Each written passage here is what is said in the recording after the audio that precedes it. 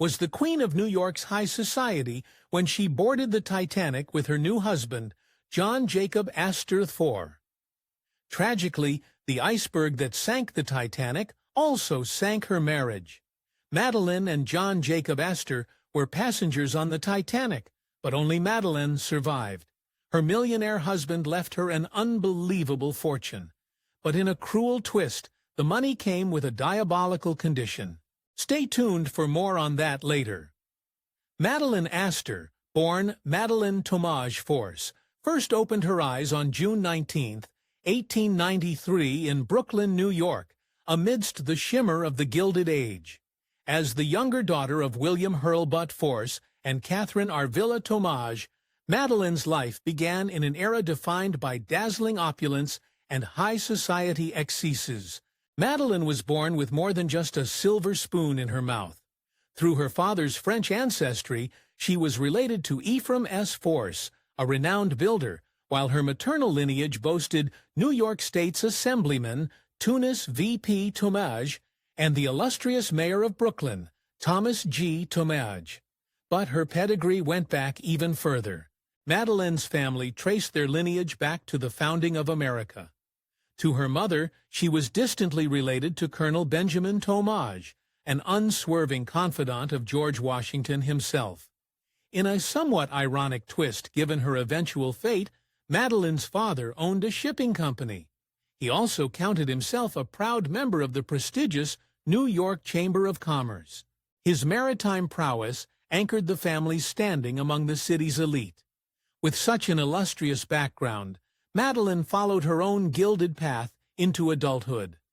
Brooklyn's high society embraced Madeleine's family as one of their own, with memberships in elite clubs, an enviable art collection, and ties to the Episcopal Church.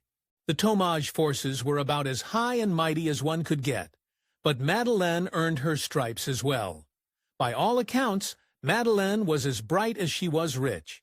She attended reputable schools, Miss Ellie's and later Miss Spence's school in Manhattan, where she distinguished herself as a brilliant pupil. In due time, she graduated with distinction in the spring of 1910. Her education outside of the classroom, however, was far more interesting. Despite her family's pedigree, they weren't at the pinnacle of New York's high society. Mrs. Astor, the undisputed queen of New York's social upper echelons, and the mother of Madeleine's future husband, notably excluded the Forces from the vaunted 400, a curated list of the crème de la crème. Even so, they hung around the right circles. While Madeleine's family might not have qualified for Mrs. Astor's 400 list, they certainly lived like the top 1% of the top 1%. Madeleine spent her summers amid the cool breezes, scenic beauty, and minted millionaires of Bar Harbor, Maine. Pretty soon, she would be all anyone could talk about. On December 22, 1910, Madeleine made her official grand entrance into New York society. Her pair celebrated her as one of the handsomest of the debutantes of the season, captivating the public with her radiant charm and elegance. From the sea to the salon, Madeleine proved to be one of the most engaging socialites on the scene. She had a natural wit and conversational ease that lit up New York's drawing rooms and had her peers hanging on her every word. One man in particular couldn't resist her charms. During the waning days of summer in 1910, Madeleine had a chance encounter. Against the picturesque backdrop of Bar Harbor, she met the man who would alter the course of her life forever, though not necessarily for the better. During the summer of 1910, Madeleine crossed paths with none other than Colonel John Jacob Astor IV. The 46-year-old tycoon and heir to the Astor fortune was the most eligible bachelor in town, though not necessarily because of his looks. Astor was worth an estimated $87 million, today valued at over $2.4 billion. But you know what they say? More money, more problems. When Madeleine met Astor at Bar Harbor, the millionaire bachelor was in the midst of a horrible scandal. Just a few months earlier, Astor's ex-wife, Eva Willing Astor, filed for divorce in a highly publicized scandal that exposed Astor's infidelity. And the scandal wasn't over. The reason Astor ended up in Bar Harbor was nothing short of a scandal in and of itself. In August 1910, Eva made an unannounced appearance in Newport, Rhode Island. With her arrival, there was certainly turmoil in the air. Unwilling to cross paths with his recent ex-wife, Astor sailed for Bar Harbor, setting the stage for his meeting with Madeleine. It was during that chance visit to Bar Harbor that Astor first saw Madeleine. He couldn't bear the idea of not seeing her every day thereafter. During tennis with her sister, Madeleine caught his eye with her grace and youthful energy. You might say that it was a game set and match made in heaven. Later that day, Madeleine teamed up with Astor for a mixed doubles match against their siblings. The game, as described by the New York American, sparked a devotion in him that was constant and intense. But fate, it would seem, was already conspiring against them. Madeleine couldn't have met Astor at a worse time. The terms of Astor's divorce prohibited the millionaire bachelor from remarrying in New York for the rest of his ex-wife's natural life, unless a court decided otherwise. Also, he was significantly poorer than he had been. By the winter of 1910, Madeleine had become a fixture in Astor's social gatherings. As the guest of honor at his St. Regis Hotel dinners, she found herself stepping into an increasingly public role. But becoming queen of New York's high society wouldn't happen easily. Madeleine's relationship with Astor continued to deepen, and the couple began making more public appearances together. By the spring of 1911, Madeleine was the subject of whispers among the 400. Headlines began to feature her prominently, with one proclaiming, "New York is interested in Miss Force, a young woman well known in New York society." Other headlines were considerably more brazen. In May 1911, the press took its intrigue a step further. Pretty Girl. May marry rich Mr. Astor read one headline. Soon similar reports filled the gossip columns, sparking rumors that spread like wildfire. Eventually, Madeleine and her family would have to cave to media pressure. On August 1, 1911, Madeleine's father put an end to the ceaseless speculation and gossip. From his office steps, he announced to reporters that Madeleine and Colonel Astor were, in fact, engaged. The exact wedding date, however, remained a mystery. Religious leaders from various denominations voiced their disapproval of the pending nuptials. Even the Roman Catholic Church joined the course of dissent, condemning the union and calling it a violation of moral decency. Critics attacked both Madeleine and Colonel Astor with harsh accusations.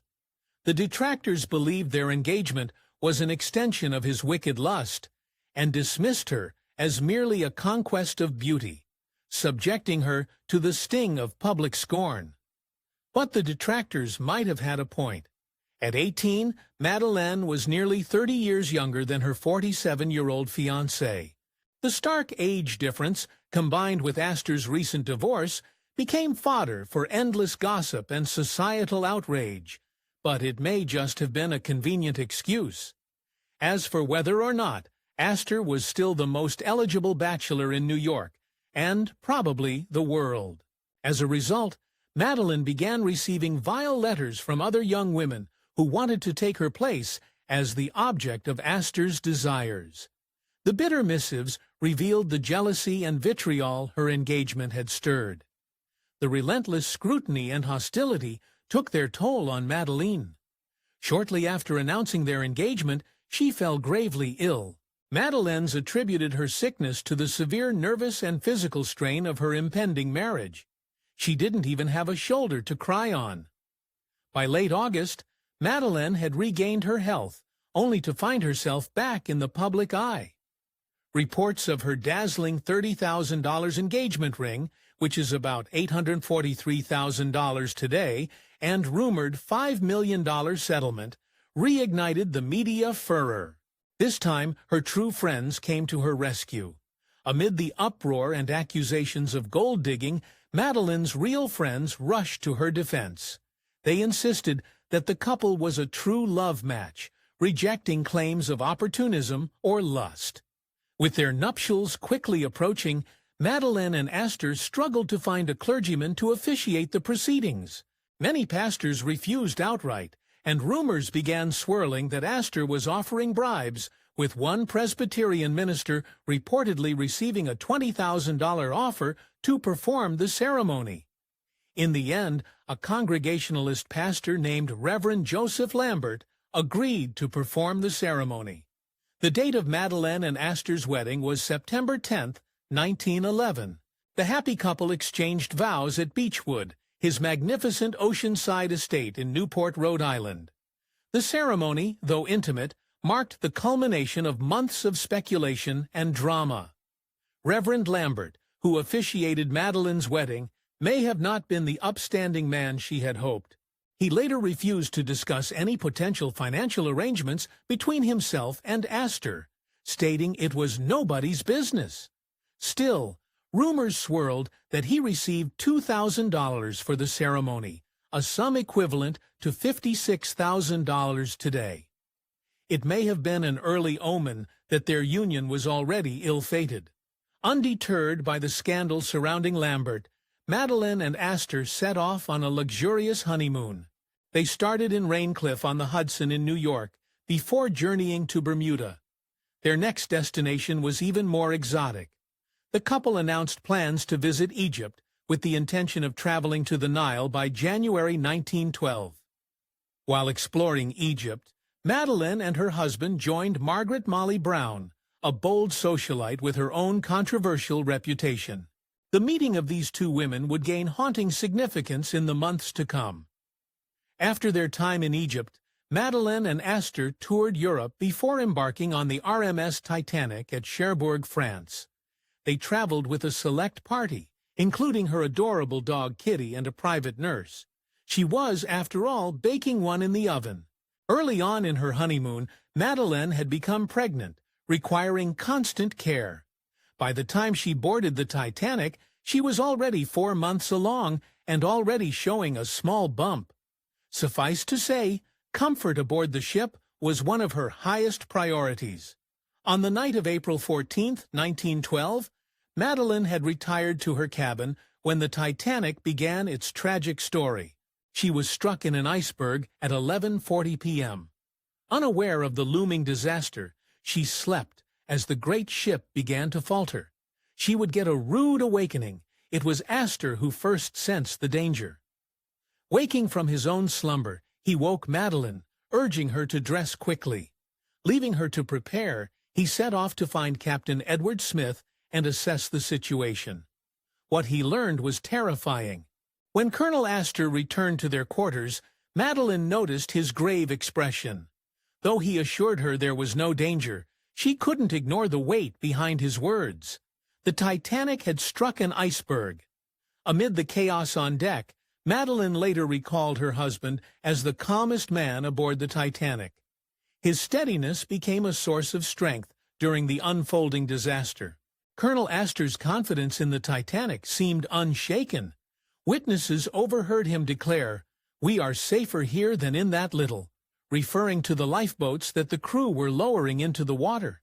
It's not clear whether he believed those words or not. Madeleine almost certainly didn't. Though outwardly calm, Colonel Astor insisted Madeleine change into warmer clothes. Standing on the deck, he helped her don the layers his valet had grabbed for her, determined to protect her against the freezing night. In amidst the chaos, she proved the strength of her moral character. In the midst of the commotion, Madeleine noticed third-class passenger Leah Axe with her young son. In a gesture of compassion that clearly demonstrated her charitable and selfless spirit, she gave the mother her first scarf to help warm the baby up. She clearly didn't understand the grave situation they were in. While waiting for further instructions, Madeleine and Colonel Astor retreated to the gymnasium. Donning their life jackets, they sat on mechanical horses while Astor cut open a jacket with a penknife to show his wife its inner stuffings. Little did they know, things were about to take a much darker turn. When the time came, Madeleine, her maid, and her nurse boarded Lifeboat 4. However, to get themselves properly situated, they had to maneuver themselves through a first-class promenade window. It was a perilous move, but her husband was there to assist her. She had no idea that these would be their last moments together. Colonel Astor asked Second Officer Charles Leidler for permission to join Madeleine on the lifeboat, citing her delicate condition. However, Leidler denied the request, saying that women and children had to go first. The account of what happened next is heartbreaking. Survivor Archibald Gracie IV later recounted Madeleine and Astor's final exchange to the U.S. Senate Titanic inquiry. He described Colonel Astor's composure, recalling his plea to accompany her and, more chillingly, his final words of reassurance to his pregnant 18-year-old wife. As the crew lowered Lifeboat 4 into the frigid sea below the sinking ship, Colonel Astor called out to Madeleine, "The sea is calm, and you will be all right. You are in good hands, and I will meet you in the morning." Sadly, these would be the last words she ever heard from him. But her real struggle was just beginning. Only a moment before Madeleine's lifeboat made it into the water, around 1:55 a.m., a man in a state of great excitement jumped from the deck. The crazed and panicked passenger landed among Madeleine and the other women on their lifeboat. He proved to be almost as dangerous as the sinking luxury liner itself. Madeleine took up an oar alongside other women in the lifeboat, rowing desperately to escape the pull and whirlpools caused by the sinking ship. When the Titanic disappeared beneath the waves at 2:20 a.m., its force nearly pulled them down into the Arctic waters. As icy seawater flooded into their lifeboat, Madeleine and the others bailed it out with frantic urgency. Once the whirlpool calmed, they rowed back to rescue survivors, managing to pull 6 men from the freezing water. Despite the chaos, Madeleine maintained the greatest courage and fortitude. But no amount of courage could prepare her for what came next. Colonel Astor, his valet, and even Kitty, their cherished Airedale Terrier, perished with the sinking of the Titanic. Only Madeleine, her maid, and her nurse survived, clinging to life in the freezing Atlantic until the crew of the RMS Carpathia pulled them to safety. When Madeleine returned to New York, she was a ghost of herself. Reportedly, she was dazed by shock and suffering from a nervous collapse. Her doctors prescribed strict bed rest to help her recover from the traumatic ordeal and to protect her pregnancy. Physicians ordered Madeleine not to speak about the tragic sinking of the Titanic. Fearing it would worsen her fragile state, they noted her badly shattered nerves, adding that she spent much of her waking hours weeping with the recollection of the horror she had endured. She just sounded happy to be alive. By the end of May 1912, Madeleine held her first social gathering since the tragedy. Alongside fellow survivor Marion Thayer, she hosted a luncheon to honor Captain Arthur Rostron and Dr. Frank McGee of the Carpathia, the ship that had rescued them. The only comfort she had left, however, was a vast fortune. Female Astor's will left Madeleine $100,000 outright, plus the annuities from a $5 million trust fund and the use of the family's Fifth Avenue mansion. However, these provisions came with a caveat. She would lose the trust income and house if she ever remarried. Fortunately, she had more to remember her late husband by than just his money. On August 14, 1912, Madeleine gave birth to her son, John Jacob Jakey Astor VI, a.k.a. the Titanic baby. Colonel Astor had left a $3 million fund in trust for his unborn child, ensuring Jakey's financial security. With the miraculous birth of her child, however, Madeleine could no longer avoid the media. For years after the Titanic disaster, Madeleine led a quiet life, focused on raising her son, Jakey. It would take her another few years to fully recover from the tragedy. On June 22, 1916, Madeleine did something that indicated she had finally put that horrible incident behind her. She married her childhood friend, William Carl Dick, in Bar Harbor, Maine. Though this marriage cut her off from the Astor fortune, she seemed happy again, producing 2 more sons. However, even this second marriage hit an iceberg. Madeleine and Dick divorced on July 21, 1933 in Reno, Nevada, but she didn't spend nearly as much time amending her broken heart as she had after Astor's frigid demise. Just months later, on November 27th, she married Italian actor and boxer Enzo Fermante in New York City, eventually settling in Palm Beach, Florida. Still, true love evaded her. Madeleine's third marriage to Fermante ended in divorce on June 11, 1938. Unlike her previous marriage, she had no children with Fermante, and her life once again shifted toward solitude in her Palm Beach mansion. However, she was haunted by the ghosts of her past. Like an iceberg out of the briny blue, Madeleine passed on March 27, 1940, at just 46 years of age. The official cause of her demise was an undisclosed heart ailment. However, there is speculation that the real cause was more devastating. Some sources claim that Madeleine's heart failure was the result of an overdose, a point close to a life marked by tragedy and resilience. Thanks for watching History Expose. If you love uncovering the best stories in history, hit like and subscribe to keep exploring with us. Don't forget to visit our main page, Factinate, for more incredible facts about everything.